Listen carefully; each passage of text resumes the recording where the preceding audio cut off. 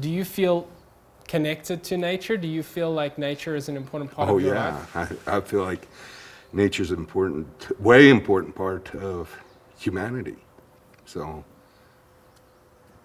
we'll see what, feel real connected to the nature, so.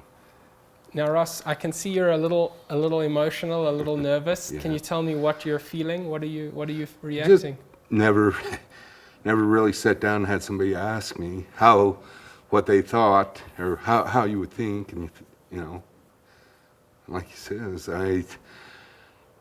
I'm nervous, but I'm also excited, so. My family's livelihood depends on the earth.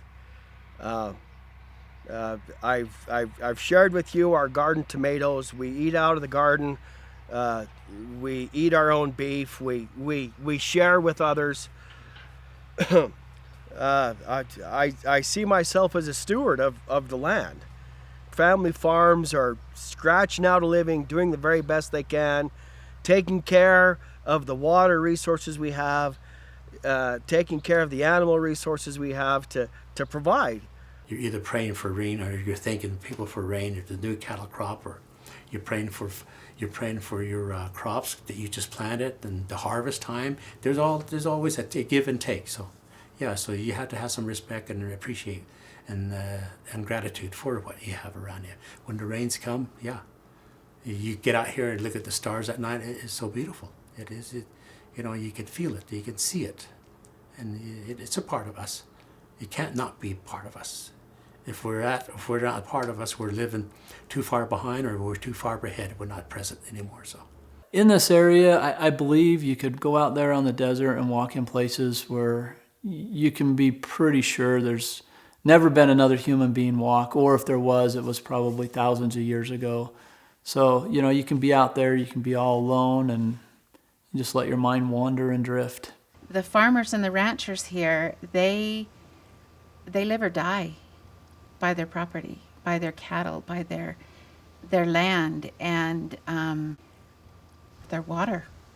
I'm nothing against city people in that sense, but you've pulled yourself away from nature so much.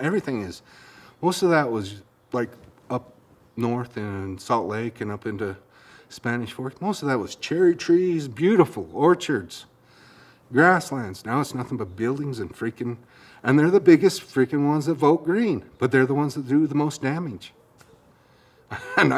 So how as a farmer that's sitting there saying, I want my kids to keep this as a ranch, I don't want it developed, being told he's worse on the environment than the people that's just paved over it and built on it, telling me that they're self-righteous, you know what I mean?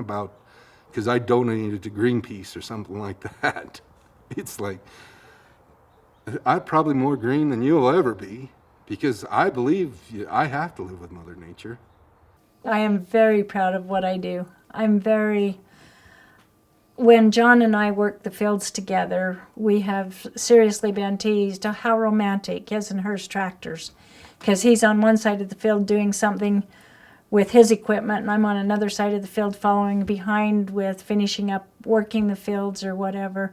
And there is a lot of gratification to look back over that field and say, we did that, and it's going to produce, we hope, it's going to produce. And our hay fields they're just something to look at and be proud of. It's a part of me. I feel like it's raised me, literally. I've always, every morning you wake up, you walk out, especially up here, you look out and you always see something new that just gets to you.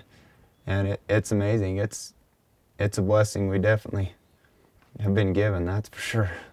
I would rather be poor and do what we do than to have all of the riches of everything else.